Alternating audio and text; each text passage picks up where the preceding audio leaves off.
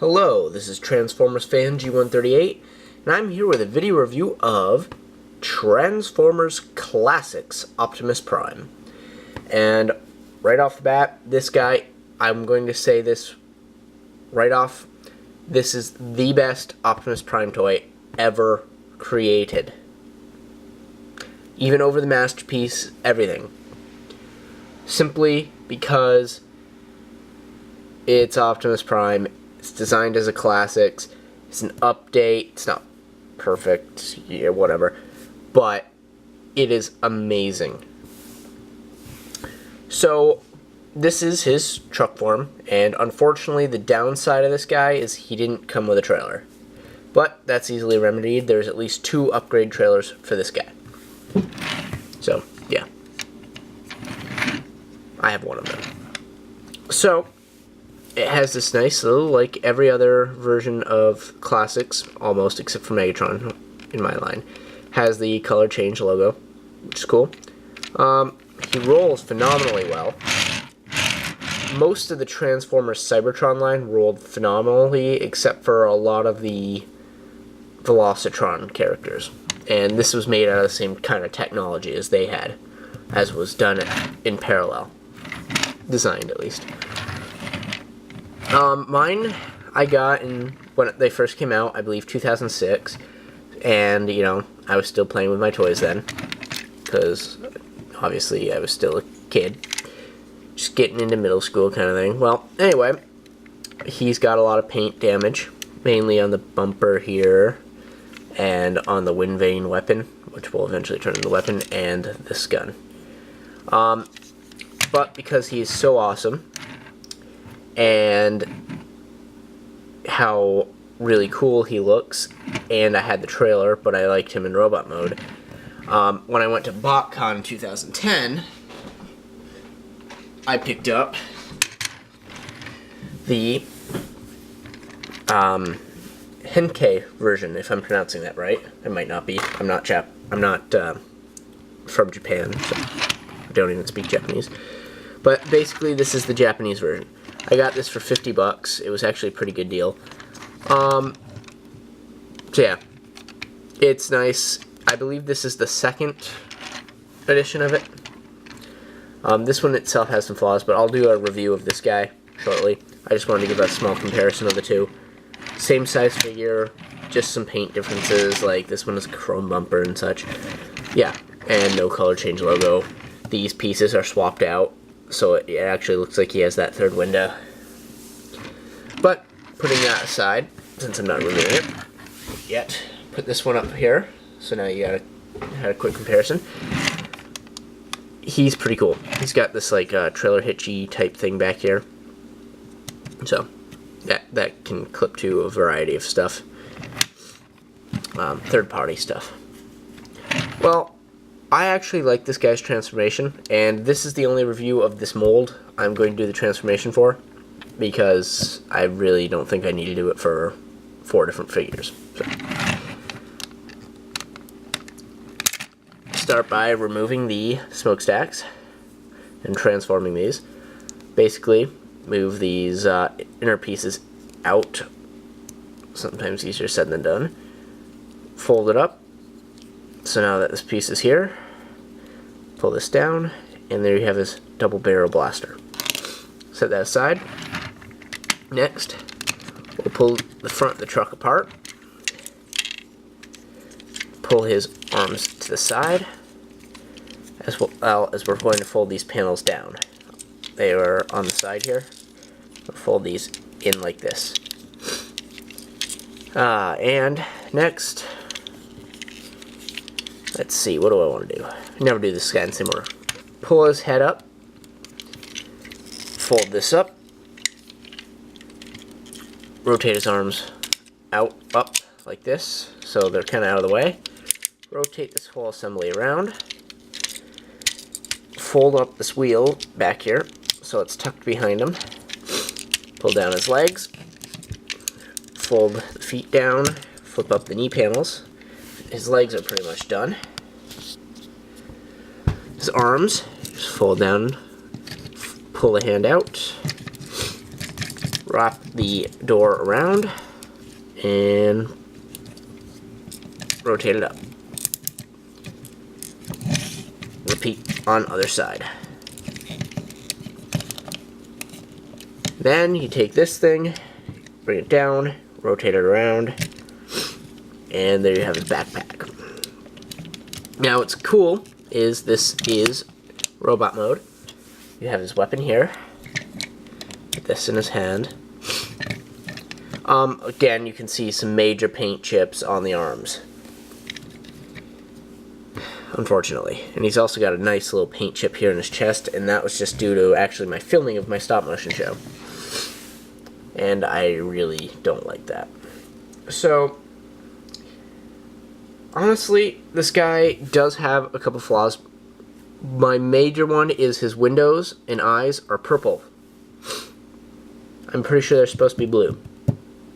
But, well, I guess it works. On the Japanese version, they are blue, so I'll get into that. So, he doesn't actually have an Autobot symbol, for the exception of these color change stickers here. They're okay. Yeah. So, I'll get into some posability before I show off the rest of the cool features. So, no movement in the foot other than for transformation. He has a knee that can go over 90 degrees. He's got a hinge joint here, as well as a ratchet joint here. Well, it's supposed to be a ratchet joint, but they end up being friction joints. Not really sure if that's a design flaw or not. He does have a waist swivel, although somewhat hindered by this wheel thing. If you want to fold this wheel down, you can use that waist movement, no problem. But fold it up so they're not at his hips, so they're kind of in his backpack. It's harder to use. That's just my personal thing. He also swivels up here for during transformation. It's pretty cool.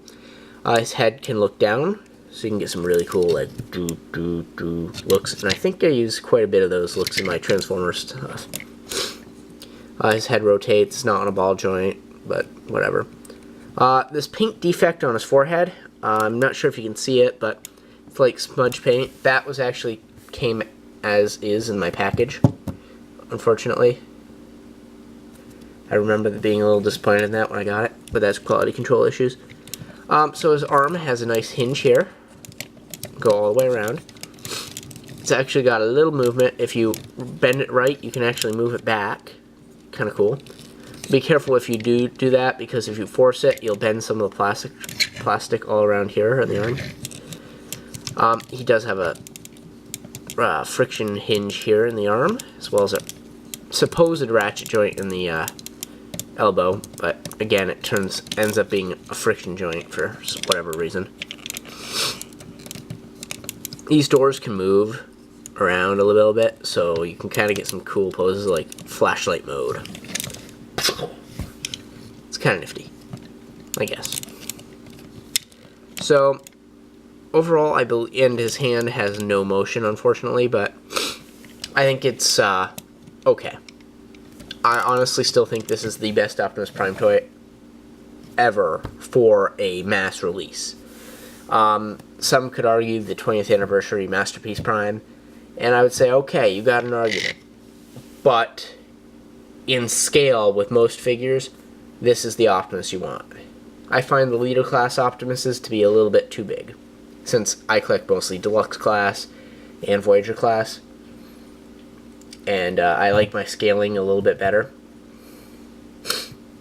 But that's what it is. So, other cool features about the guy.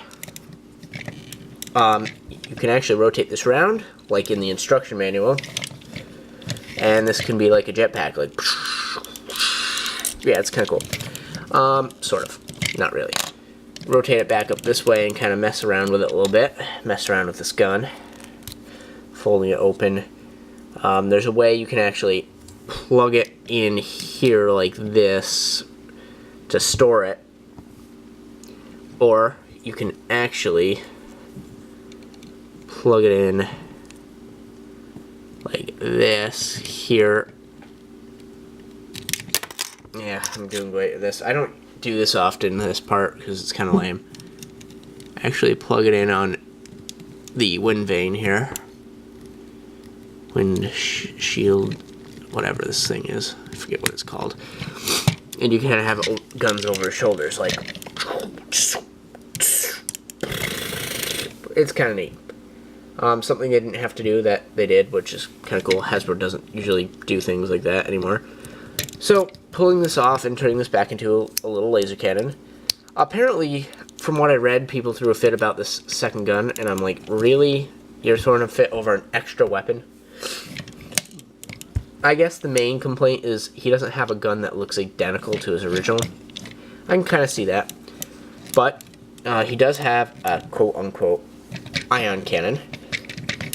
So, you pull off the wind vane, fold it over like this, open it up, and pull this tip out, and voila! You have an ion cannon that doesn't really look like an ion cannon, but still, it's a cannon. So yeah, it's pretty cool. If you want, you can mess around with it and have one gun over the top of the other one like this, because it seems to fit together pretty nicely. Yeah, it's kind of cool looking. So you can mess around with it. On occasion, I give him a sword, whatnot.